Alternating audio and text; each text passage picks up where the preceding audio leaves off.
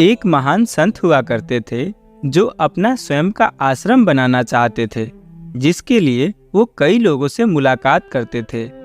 एक जगह से दूसरी जगह यात्रा के लिए जाना पड़ता था। इसी यात्रा के दौरान उनकी मुलाकात एक साधारण सी कन्या विदुषी से हुई। विदुषी ने उनका स्वागत किया और संत से कुछ समय कुटिया में रुककर आराम करने की याचना की। संत उसके मीठे व्यवहार से प्रसन्न हुए और उन्होंने उसका आग्रह स्वीकार किया।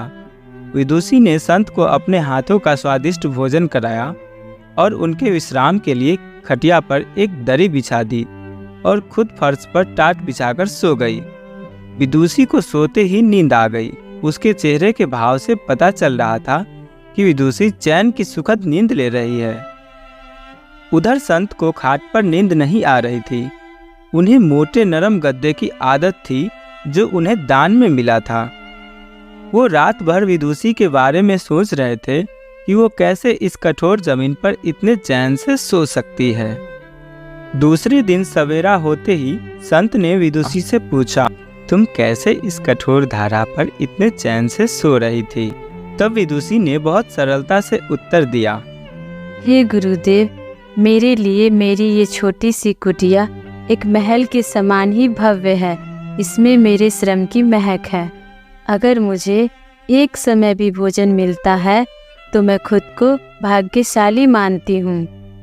जब दिन भर के कार्यों के बाद मैं इस धरा पर सोती हूँ तो मुझे माँ की गोद का आत्मीय एहसास होता है। मैं दिन भर के अपने सत्कर्मों का विचार करते हुए चैन की नींद सो जाती हूँ। मुझे एहसास भी नहीं होता कि मैं इस कठोर धरा पर हूँ। यह सब सुनकर संत जाने लगे। तब विदुषी ने पूछा, हे गुरुदेव, क्या मैं भी आपके साथ आश्रम के लिए धन एकत्र करने चल सकती हूँ?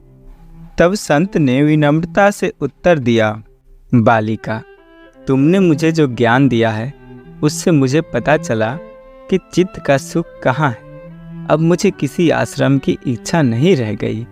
यह कहकर संत वापस अपने देश लौट गए और एकत्र किया धन उन्होंने गरीबों में बांट दिया और स्वयं एक कुटिया बनाकर रहने लगे।